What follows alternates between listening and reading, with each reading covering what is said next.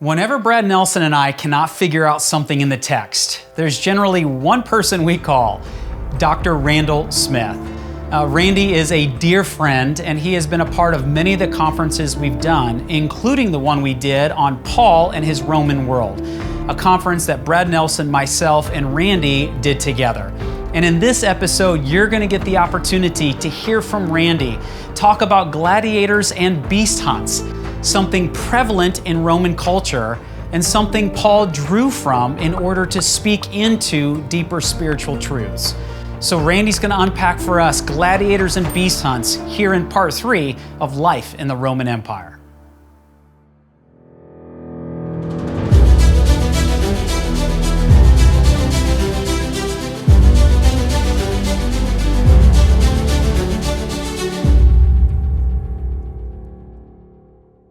I personally know that you cannot have a conference on the Romans and not talk about gladiators. Now, I respect Brad the Haired and the NASCAR crowd, but I'm telling you the Roman crowd was a WWF crowd, and I'm not talking wildlife. What they wanted was a public spectacle that grabbed their heart. And quintessentially, that was bloodletting that went on with the gladiatorials. Now, they're not just for the fun of watching two guys slog away at it. The whole point of this kind of entertainment was it was to bring back in patriotism a connection to the past. So spectacles were designed to help people remember great moments of Roman history. And often the gladiator spectacle was predetermined. That's why I used WWF, okay?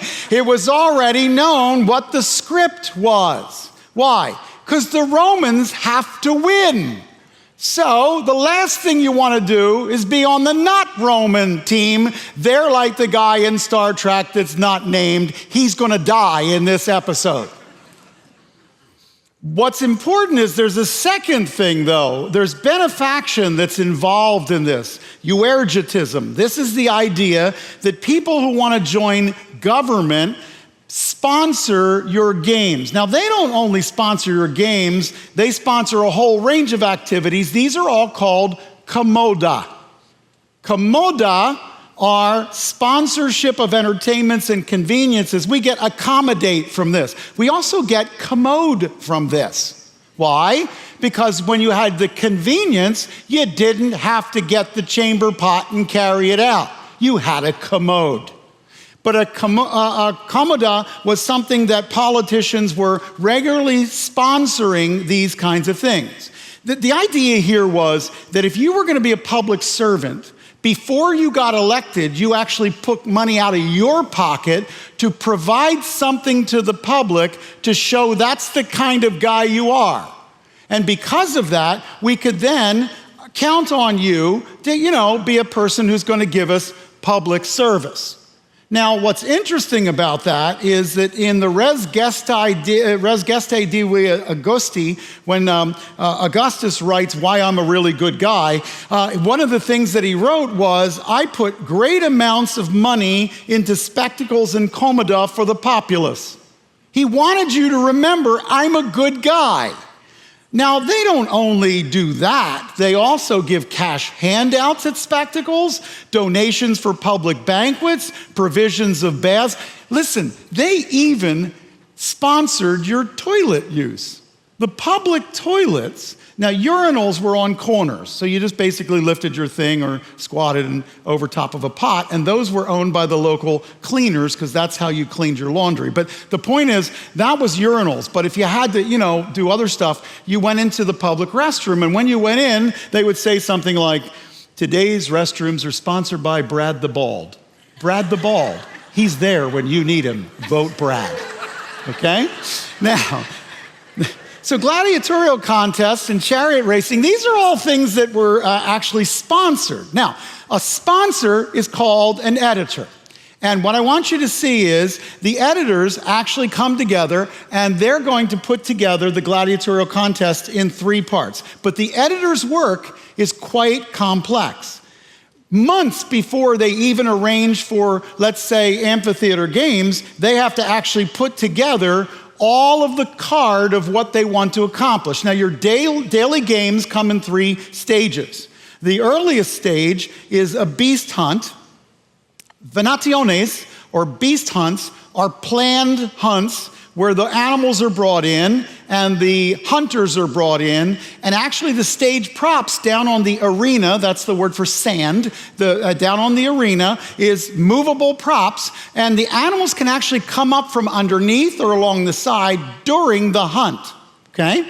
And so this is all exciting, especially if, somebody gets ripped into or whatever. And then at midday, kind of to balance out the card a little bit, we put on some public executions because we have to do it somewhere, and there's a lot of blood already here, and it's just practical. And then after noon, because after you've had a good lunch, what you need to see are some guys slogging away at each other as gladiators.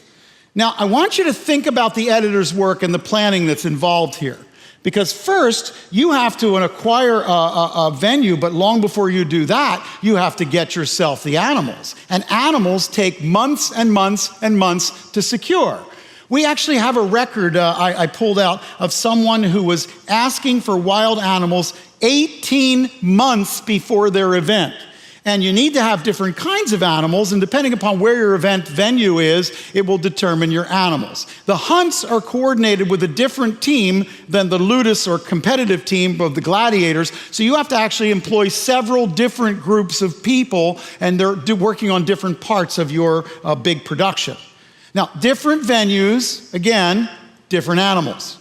So if you're at the Flavian Amphitheater, or the Colosseum as we would call it, they have along the barrier an upper fence, which means they can have lions and tigers.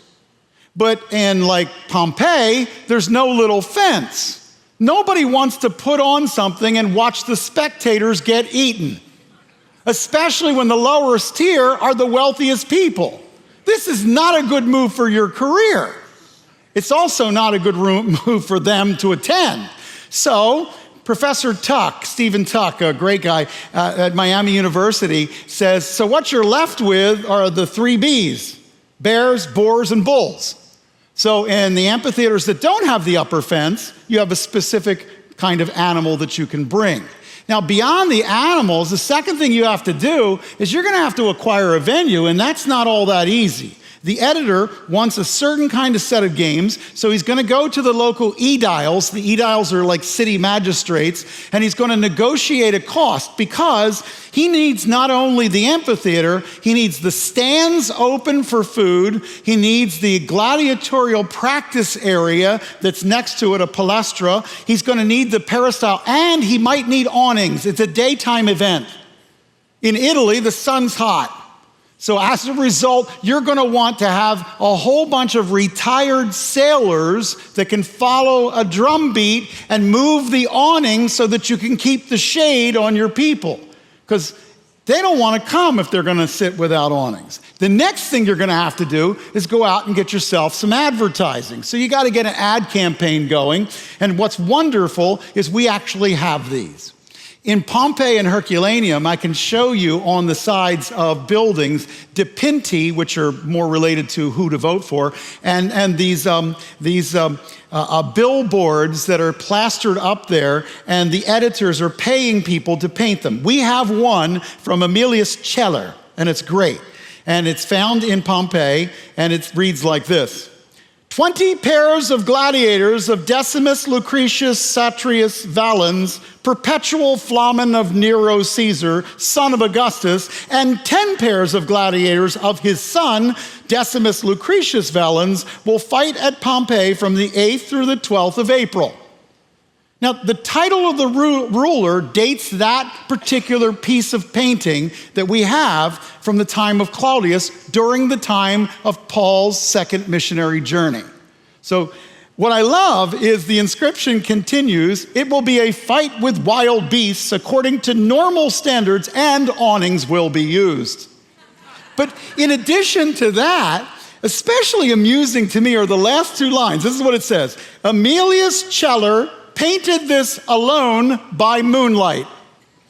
Because, you might be advertising for somebody else, but if you can get a plug-in for your own ad team, why not put it on there somewhere, right? Now, outside the walls of Pompeii, when we walk around, I love taking groups there. I spend a day at Pompeii. And when we're walking around, there's all over the walls of tombs, advertisers would not put anything on a tomb. But people from out of town will come and advertise their event on your tombs. Why? Because the best tombs are right outside the city wall and everybody sees them. They were put there to honor the dead, but a little advertising, how bad can that be? These people are dead, they're not going to complain, right? So you would find that Herculaneum, Cumae, Puteoli, Nuceria, Stabii, all these people, we find these little ads for the games in their city outside Pompeii, and they're the competitors. Ads are a big thing. Now, you're also going to have to go get yourself some gladiators, because you can't have a gladiatorial contest without gladiators, right? So you go to a ludus, that is a training center for competitors, and remember the ad that I read you? If they were going to have 30 pairs competing over 5 days, that suggested 6 pair a day, and that indicated these are really, really expensive games. Because if a gladiator is killed, the sponsor, the editor, has to pay the bill for what the guy who owns the gladiator lost. If he's wounded and requires medical care, guess who pays the bill? The editor does. And so, by the way, if the crowd goes nutso and says, free the man, he has to buy the man on the spot at the crowd's rate. So this thing can be incredibly expensive, and that's why in the 2nd century, Marcus Aurelius actually put a cap on it. He said you can't spend more than this. So you had animals, and now you got your venue, and now you got your ads, and now you got your competitors, but you're also going to have your gifts. The important thing about your gifts, or your sparsiones, are there's got to be free beer tickets to throw to the crowd. You're not going to do all this and put all this into it without free beer, and these guys will walk along with tickets. Now, in an excavation of an amphitheater, we find dozens of these. And and it's funny because they're often stamped. The other big one is free bread, a 1 Roman pound bread loaf. And so you could go out to the vendors and you got tickets for free ones that were thrown out as sparsiones, and they are just kind of sprinklings. That's what the word sparsiones means. Now, when it comes to the gladiatorials, there's no doubt in my mind that Paul was not a big fan of this unacceptable pagan loss of life. But the symbolism that was involved in it was worship to pagan gods. There was careless treatment of the Creator's gift of life, so I'm sure Paul's not for this. And the growing prospect is that these guys are getting good at this, and Christians and persecution is rising. Put 1 and 1 together and get 2. I think Paul's really reticent, but Paul's a man on a mission, and he's focused on communicating his instructions and his encouragements in a very specific way. And so he's going to use language that comes from this that every Roman could easily understand. And it's interesting, he knew what a crown of victory meant to people. He knew what laurels were, and he knew the hunger of the gold medalist, if you will. And in Paul's teaching to Corinth on the subject of a believer's coming resurrection, he talks about this. He says, I can't carry out my mission if I'm threatened constantly under the circumstances prevailing in my day. So he writes this in 1 Corinthians 15. He says this, why are we also in danger every hour? I affirm, brothers and sisters, by the boasting in you which I have in Christ Jesus our Lord, that I die daily. If from human motives I fought with wild beasts at Ephesus, what good is it to me? If the dead are not raised, let's eat and drink, for tomorrow we die. I want you to think about for a moment how a gladiatorial combatant looks at life.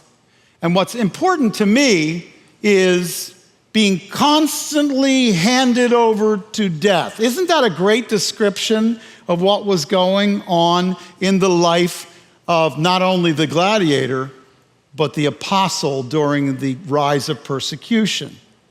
And what's interesting to me is when you really look at what he's saying, I am already being poured out as a drink offering. The time of my departure has come. I fought the good fight. I finished the course. I've kept the faith. You hear the imagery of a race course, but that's not the only image you hear, because most racers live a whole life and don't die. That's not true of a percentage of gladiatorial contestants. He returns to the image of a fight. He comes back to it over and over and over. And he lets them know, the Lord stood with me and strengthened me. He mentions in the very last of his letters, he says, so that through me the proclamation might be fully accomplished and that all the Gentiles might hear that I was rescued out of the lion's mouth. Where do you suppose he's getting this imagery from? Paul felt his work marked his life. And he was learning to yield everything. Guys, this is hard. Learning to yield everything. To give up your children? To give up your nation? To give up your aspirations of freedom and prosperity? Paul's giving everything up for the gospel, and he's writing to Timothy, and he's saying, I know my assignment is swiftly coming to an end. And he's there, and he's ready. He says, that's it, I'm ready to be offered. I'm ready to die. I've run it. Listen to the combatant's words. I take you now to Claudius, 41 to 54. And Claudius comes out, and he's watching a naumachia. A naumachia is a large lake that was made with a bunch of Roman boats that are going to show us how Romans won wars in the past. It's a big theater production on water. Now, Claudius showed up, but when he got there, he kind of confused everybody, because they turned around and they said, Ave Cesare maritori te salutant. Hail, Emperor! We who are about to die salute you. And he muttered, or not. And they thought he meant, hey, we're off the hook. So they abandoned ship. And he had to actually get people to put the boys back on the boats and say, no, he was just kidding. Listen, when presidents speak, markets move. When Caesar speaks, the army jumps ship. And so in the middle of all that, what we have is this little moment. And then, of course, I love the way the ancient historian says, and they all got on their ships and continued with the process of dying well. You know, that's not a thought I ever had. How do I die well? I kind of was hoping to skip out on the experience if I could and go to the clouds. But all of us are gone to the clouds or toes up or something, right? So here's the bottom line. Paul declared the time of his departure was at hand. And he said, I'm not going to abandon things. I have confidence. I want you to listen again to what he says to Tim as he's on his way out. The Lord stood with me. The Lord strengthened me. I was rescued out of the lion's mouth. I wonder if when he was penning 2 Timothy 4, he wasn't actually thinking about those who were facing those kinds of penalties.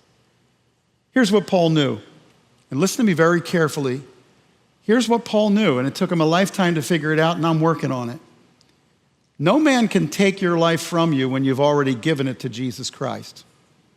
They can only take it when you're still holding on to it. And that was the lesson of Paul.